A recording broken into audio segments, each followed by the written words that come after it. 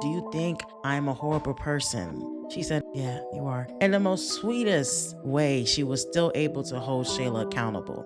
What gets me about Shayla is that as she's telling this story about how everything went down, she's still trying to justify her actions. That's why I feel like Shayla hasn't really changed, because even when she's getting to the point of confessing what actually happened between her, Amber, and Anthony, she still finds a way to kind of decorate her sin or conceal it in the way that makes her look like there's a reason why she even did what she did. And that's problematic.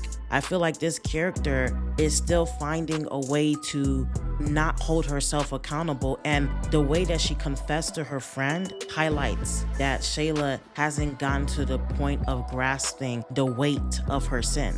She's over here talking about they both prayed for a man like Anthony, and Amber took advantage of Anthony. And when she saw that, that's when she stepped in. At that point, it seems as if Shayla was Captain Save-A-Ho and stepped in to save the day because she sees that Amber was taking advantage of this great man. And don't get me wrong, I do feel like Amber definitely did Anthony dirty and the foundation of their marriage was wrong, but just because your friend is low down and dirty doesn't mean that you saved the day by even being the lowest of the low and the dirtiest of the dirty. Scripture let us know in Proverbs chapter 28 verse 13, he who covers his sin will not prosper, but whoever confesses and forsakes them will have mercy. So as much as Shayla's trying to move on, in order for her to do that, she needs to stop decorating her sin in a way that makes it look like it's not as ugly as it seems. No,